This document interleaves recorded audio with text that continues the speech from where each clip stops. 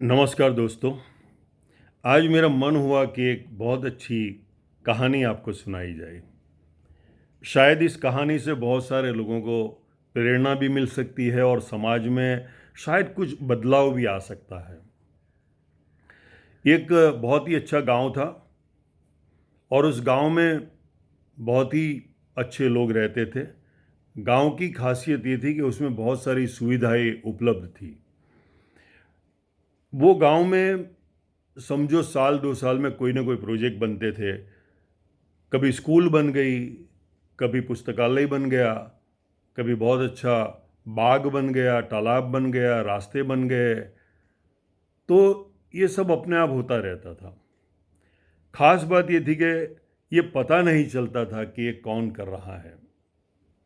और ये जो भी प्रोजेक्ट बनते थे और पूरे होने के बाद उसकी पूरी जवाबदारी गांव की ग्राम पंचायत को दी जाती थी। लेकिन गांव में पता ही नहीं चला बरसों तक कि ये सब कौन कर रहा है।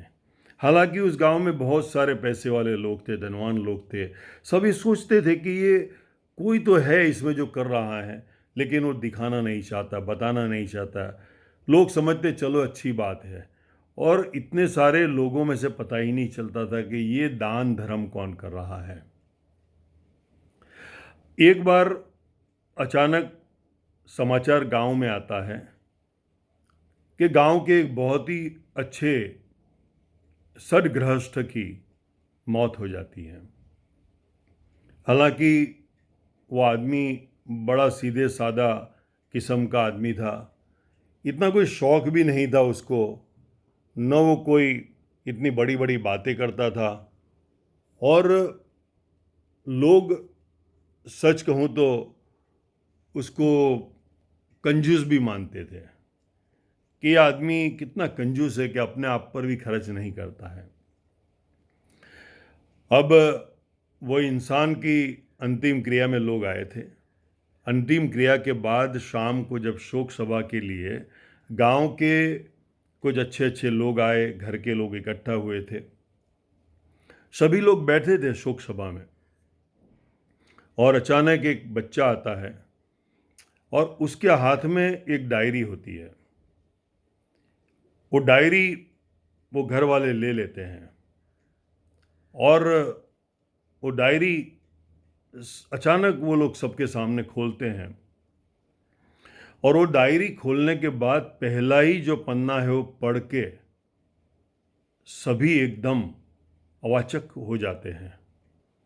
सभी को लगता है ये क्या बात हो गई, क्योंकि वो पहले पन्ने में वो गांव में जितने भी प्रोजेक्ट बने थे वो सब की विगत थी और सबका जो कोई खर्च हुआ था वो रकमें लिखी गई थी। इन शॉर्ट पूरी डिटेल्स जो थी जितने भी प्रोजेक्ट की वो पहले पन्ने पर लिखी गई थी उसके खर्च के साथ। लोग एकदम चौंक गए कि क्या बात है, अभी तक जो पता नहीं चला कि ये सब कौन कर रहा है, क्यों कर रहा है, कैसे कर रहा है, तो आज ये बात का पता चला कि ये सब प्रोजेक्ट तो ये हमारे सदग्रस्त कर रहे थे। लोगों के मन में एक आवाज़ आ गई कि इसी को कहते हैं गुप्त दान। लोग मन ही मन में उस आदमी का आभार व्यक्त करने लगे कि क्या बात है, कितना अच्छा गुप्त दान किया। अब सुनिए आगे की कहानी। दूसरा पन्ना जब खोलते हैं घर वाले तो लोग और चौंक जाते हैं, क्योंकि उस पन्ने पर उस भले इंसान ने लिखा था कि मुझे लगता है कि मेरी मौत बहुत ही नज़दीक है और इस मेरी मौत के नज़दीक आने के समय मुझे कुछ ब्रह्म ज्ञान हुआ है, मुझे कुछ विचार आए हैं और मैं मेरा जो आखिरी संदेश है वो लिख के लोगों को बताना चाहता हूँ। उस भले इंसान ने लिखा था कि मुझे पहला विचार तो ये आया कि मैंने इतने सालों में गुप्त दान किया, क्योंकि मैं ये मानता रहा कि दान गुप्त होना चाहिए। ये हमारे शास्त्रों में लिखा है, ये हमारे संस्कार है। दान दिखाने से अपनी कीमत ख़त्म हो जाती है। लेकिन आज मुझे लगा कि अगर मैं मर जाऊंगा और किसी को पता ही नहीं चलेगा कि ये दान किसने किया था, तो हो सकता है कि कोई और आदमी दावा कर देगा कि ये दान तो मैंने किया है, क्योंकि आज समाज के ऊपर भरोसा नहीं कर सकते हैं। दूसरों के किए गए काम की हमेशा क्रेडिट लेने के लिए समाज तैयार रहता है। बहुत सारे लोग ऐसे होते हैं।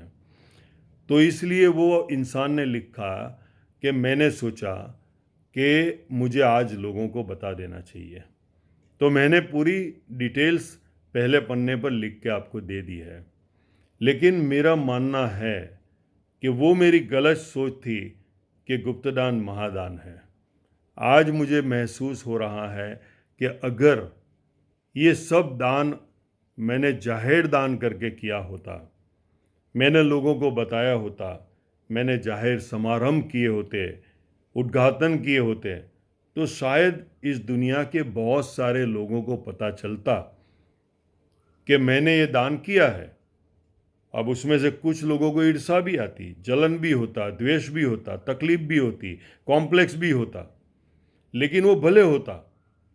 लेकिन आज मुझे ये ब्रह्म ज्ञान हुआ है कि शायद ईर्ष्या जलन द्वेष के मारे, शायद प्रतिष्ठा के लिए, अगर और इस गांव के जो धनवान लोग हैं, पैसे वाले लोग हैं, जो बलवान लोग हैं, उनके मन में भी अगर ये भावना जागृत होती कि अगर ये इंसान ने इतना कुछ किया है और उसको प्रतिष्ठा मिली है, तो मुझे भी कुछ करना चाहिए।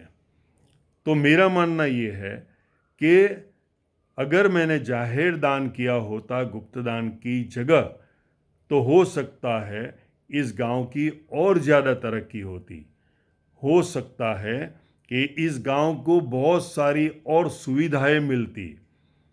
मुझे दुख के साथ कहना पड़ता है कि इतने साल मेरे गुप्त दान करने के बाद भी लोग ये समझते रहे कि ये तो भगवान का आशीर्वाद है, ये चमत्कार है, और अगर कोई कर रहा है तो हमें करने की क्या ज़रूरत है।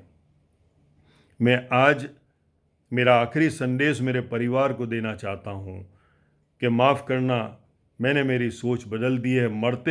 मरते समय मैं ये कहना चाहता हूँ कि ज़माना बदल गया है और बदलो अपने आप को। एक ज़माना था गुप्त दान का और ये भी ज़माना है जाहिर दान का। अपने दान की खूब जाहिरात करो, मत डरो।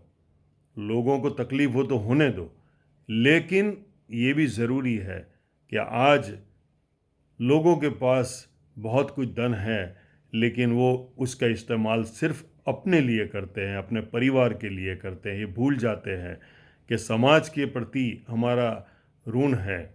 अगर हम मानते हैं कि समाज में रहने का हमें अधिकार है, तो समाज के प्रति हमारी कुछ फ़र्ज़ें भी है, वो भी हमें पूरी करनी चाहिए। मैं आज मेरे परिवार को कहना चाहता हूँ, संदेश देना चाहता हूँ कि मैंने जितना भी कुछ किया है, मेरे मरने के बाद जाहिर किया जाए, अखबारों में दिया जाए, टीवी में दिया जाए, पूरी दुनिया को पता चले कि इस इंसान ने सब काम किया था। सब जगह पर मेरा नाम भी लिख देना, मुझे कोई परवाह नहीं है, जिसको जो कहना वो कहने दो।